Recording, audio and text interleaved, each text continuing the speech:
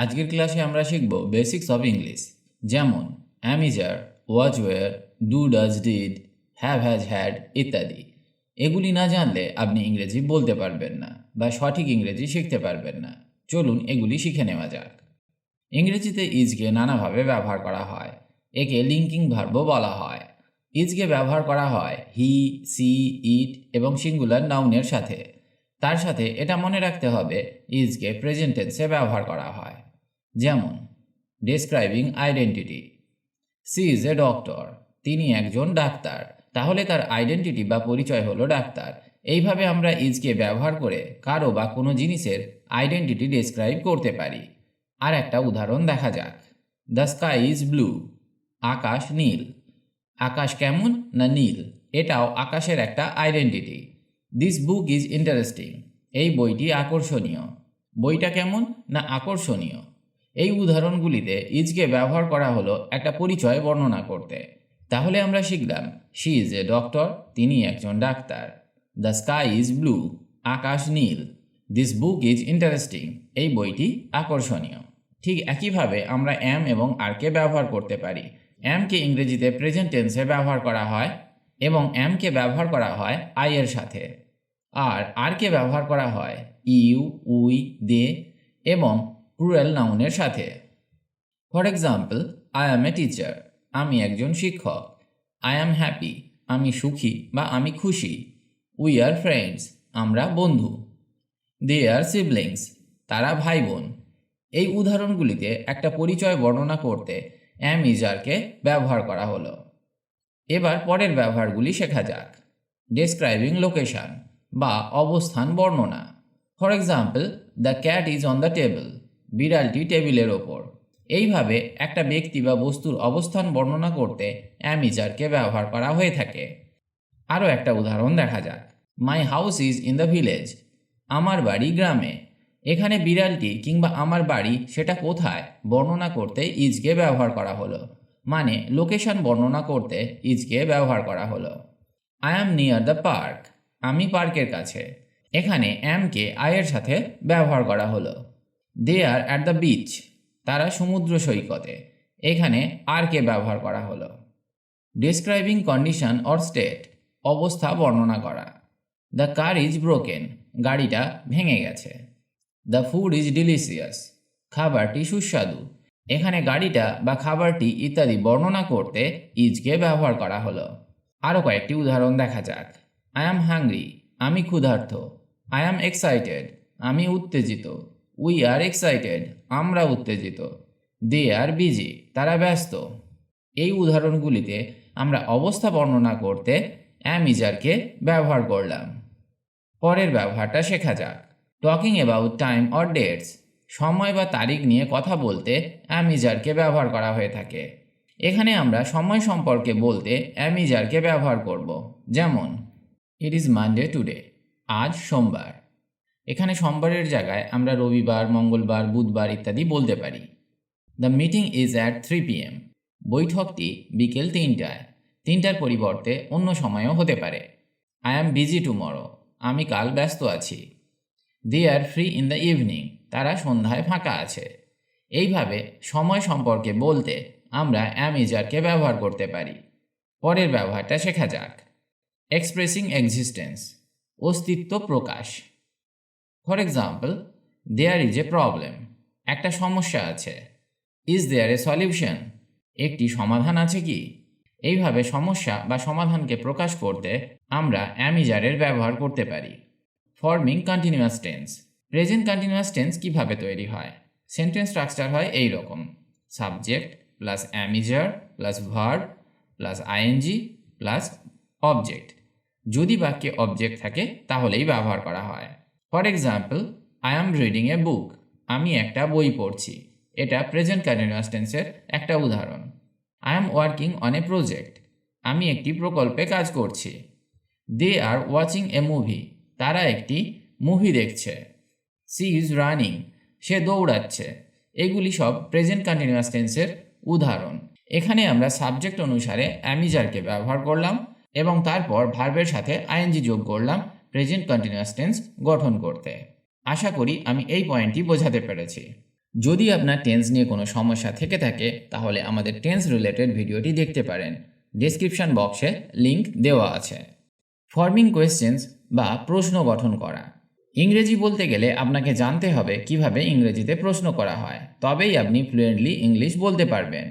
Recently আমি এই নিয়ে একটি ভিডিও দিয়েছি, সেটা একবার দেখে নিতে পারেন, তাহলে আপনি খুব সহজে নিজে থেকে নানা ধরনের প্রশ্ন করা শিখে যাবেন। এতে আপনার ইংরেজির দ্রুত উন্নতি হবে। উপরের আই বাটনে ক্লিক করে দেখে নিতে পারেন। এবার আলোচনায় ফেরা যাক। Is he coming to the party? সে কি পার্টিতে আসছে? What time is it? এখন কয়টা বাজে? Am I invited to the party? আমি কি পার্টিতে আমন্ত্রিত? Are the dishes clean? থালা বাসন কি পরিষ্কার? এই উদাহরণগুলিতে প্রশ্ন করতে আমি অ্যাম ইজ আরকে ব্যবহার করলাম। এবার আমরা শিখব forming passive voice. For example, the cake is baked by my mom. কেকটা আমার মা বেক করেছে, এটা প্রেজেন্ট প্যাসিভ। আর একটা উদাহরণ দেখা যাক। The letter is being written by me. চিঠিটা আমার লেখা হচ্ছে, এটা present passive. The cake was being baked by me. কেকটি আমার দ্বারা বেক করা হচ্ছিল, এটা পাস্ট প্যাসিভ। যদিও আমরা একটু পরে ওয়াজের ব্যবহারগুলি শিখব। তাহলে আমরা দেখলাম কিভাবে প্যাসিভ ভয়েস তৈরি করতে ইজকে ব্যবহার করা হয়। পরের পয়েন্টটি শেখা যাক। Expressing position or relationship. দখল বা সম্পর্ক প্রকাশ করতে অ্যামিজারকে ব্যবহার করা হয়। দেখে নেওয়া যাক কিভাবে। These books are mine. এই বইগুলো আমার। The keys are theirs. চাবিগুলো তাদের। The houses are theirs. বাড়িগুলো তাদের। এখানে আমরা দেখলাম কিভাবে দখল বা সম্পর্ক প্রকাশ করতে আরকে ব্যবহার করা হয়। এখানে আপনি সাবজেক্টকে পরিবর্তন করে আরের বদলে অ্যাম বা ইজকেও ব্যবহার করতে পারেন। এবার আমরা শিখব ওয়াজ ওয়ারের ব্যবহার। ওয়াজ ওয়ারকে পাস্ট টেন্সে ব্যবহার করা হয়।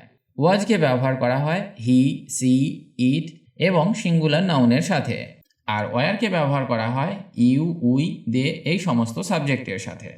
চলুন এক এক করে শিখে নেওয়া যাক। Describing identity. For example, he was A doctor. তিনি একজন ডাক্তার ছিলেন। সি ওয়াজ টল। সে লম্বা ছিল।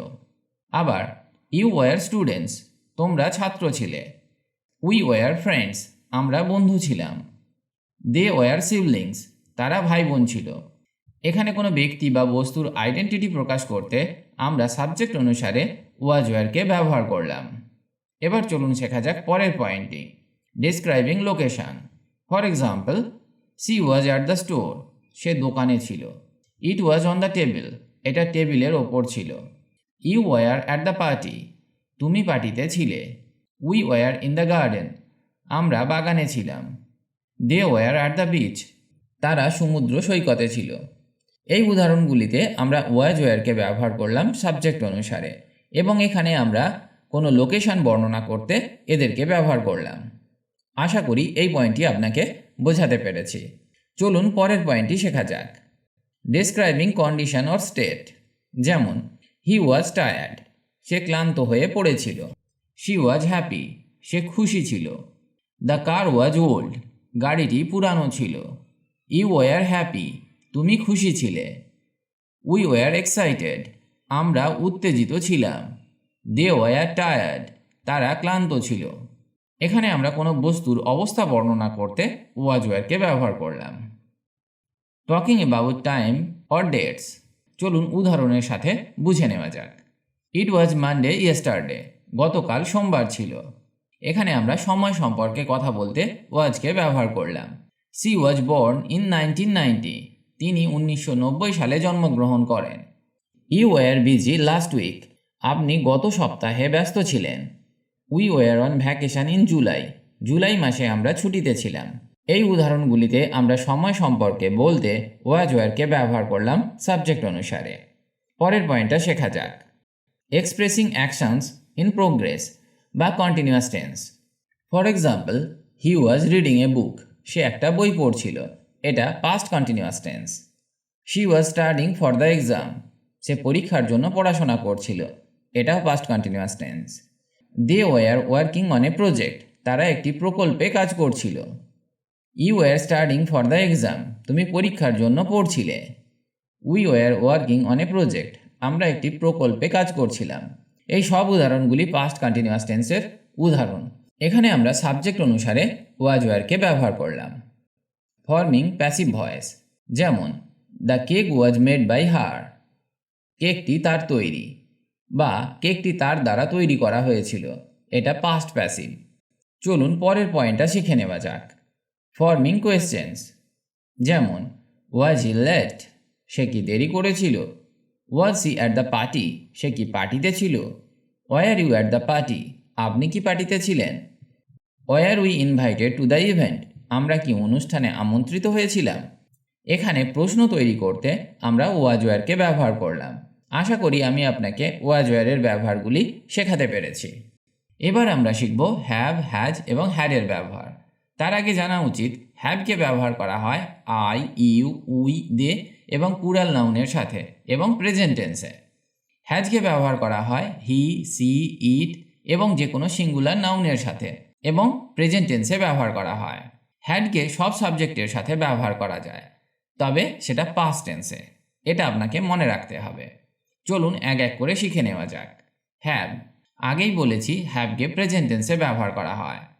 যেমন আই হ্যাভ এ কার, আমার একটা গাড়ি আছে। ঠিক এইভাবে বলতে পারেন ইউ হ্যাভ এ কার, তোমার একটা গাড়ি আছে। উই হ্যাভ এ কার, আমাদের একটা গাড়ি আছে। দে হ্যাভ এ কার, তাদের একটি গাড়ি আছে। এইভাবে সাবজেক্ট অনুসারে আমরা হ্যাভকে ব্যবহার করতে পারি। তবে এই উদাহরণটি একটি অ্যাফার্মেটিভ সেন্টেন্সের উদাহরণ। এবার পরের উদাহরণটা দেখা যাক। সি হ্যাজ এ ক্যাট, তার একটা বিড়াল আছে। এটা অ্যাফার্মেটিভ সেন্টেন্স, কিন্তু এখানে she third person singular number, তাই এখানে হ্যাজকে ব্যবহার করা হয়েছে। Do you have any plans, তোমার কি কোনো পরিকল্পনা আছে? এটা interrogative sentence. We don't have time, আমাদের হাতে সময় নেই। এটা নেগেটিভ সেন্টেন্স বা নাবাচক বাক্য। এবার আমরা শিখব প্রেজেন্ট পারফেক্ট টেন্সে কীভাবে হ্যাভ হ্যাজকে ব্যবহার করা হয়। I have seen that movie before, সেই সিনেমাটা আগেও দেখেছি। এখানে সেন্টেন্স স্ট্রাকচার হলো subject plus have has plus ভার্বের থার্ড ফর্ম প্লাস অবজেক্ট।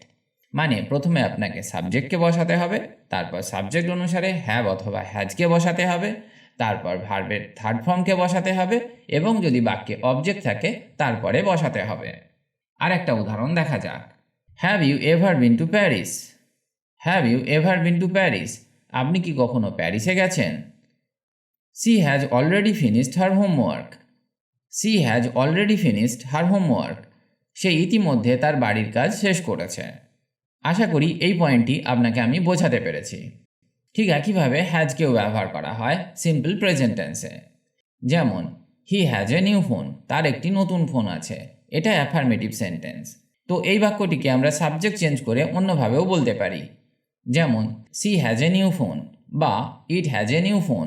এখানে আমরা হি এর বদলে সি বা ইটকেও ব্যবহার করতে পারি। আর একটা উদাহরণ দেখা যাক। Has he arrived yet, has he arrived yet, সে কি এখনও এসেছে? এটা ইন্টারোগেটিভ সেন্টেন্স। এখানে সেন্টেন্স স্ট্রাকচার হবে এই রকম, হ্যাজ প্লাস সাবজেক্ট প্লাস ভার্বের থার্ড ফর্ম প্লাস অবজেক্ট এবং শেষে আপনাকে ইন্টারোগেটিভ সাইনটা বসাতে হবে। এইভাবে আপনি ইন্টারোগেটিভ সেন্টেন্স তৈরি করতে পারবেন। আর একটা উদাহরণ দেখা যাক। The restaurant has not open yet, রেস্তোরাঁ এখনও খোলেনি। এটা নেগেটিভ সেন্টেন্স। এখানে হ্যাজের পরে নটকে বসিয়ে নেগেটিভ সেন্টেন্স তৈরি করা হলো। এবার আমরা শিখব হ্যাডের ব্যবহার। হ্যাডকে পাস্ট টেন্সে ব্যবহার করা হয়। হ্যাডকে সব সাবজেক্টের সাথে ব্যবহার করা যায়। For example, they had a great time at the party, পার্টিতে তারা দারুণ সময় কাটিয়েছে। এটা অ্যাফার্মেটিভ সেন্টেন্স। এখানে আমরা দে এর পরিবর্তে আই, হি, সি, ইট বা উইকেও ব্যবহার করতে পারি, এতে কোনো অসুবিধা নেই। পরের উদাহরণটা দেখা যাক। Did you have dinner already, did you have dinner already, আপনি ইতিমধ্যে ডিনার করেছেন। এটা ইন্টারোগেটিভ সেন্টেন্স। যেহেতু আমরা এখানে ডিডকে ব্যবহার করেছি তাই এখানে আর হ্যাডের ব্যবহার হবে না, হ্যাভকে ব্যবহার করলাম। আর একটা উদাহরণ দেখা যাক। We didn't have enough money to buy the tickets, we didn't have enough money to buy the tickets, ticket কেনার মতো টাকা আমাদের কাছে ছিল না। এটা নেগেটিভ সেন্টেন্স। যেহেতু এখানে আমরা ডিডকে ব্যবহার করেছি তাই এখানে আমরা হ্যাডকে ব্যবহার করলাম না, হ্যাভকে ব্যবহার করলাম। এবার দেখা যাক পাস্ট পারফেক্ট টেন্সে কিভাবে হ্যাডকে ব্যবহার করা হয়। She had left before I arrived, আমি আসার আগেই সে চলে গিয়েছিল। আবার we had finished dinner before the guest arrived. We had finished dinner before the guest arrived. অতিথিরা আসার আগেই আমরা রাতের খাবার সেরে ফেলেছিলাম। এখানে আমরা হ্যাডকে ব্যবহার করলাম পাস্ট পারফেক্ট টেন্স তৈরি করতে। আশা করি আমি আপনাকে এদের ব্যবহার ভালোভাবে শেখাতে পেরেছি। এগুলি মনে রাখার জন্য বারবার অভ্যাস করুন। এগুলি আপনার ইংরেজির উন্নতি করতে অনেক সাহায্য করবে। আজ এখানেই ভিডিওটি শেষ করছি। সবাই ভালো থাকুন আর আমার সাথে ইংরেজি শিখতে থাকুন।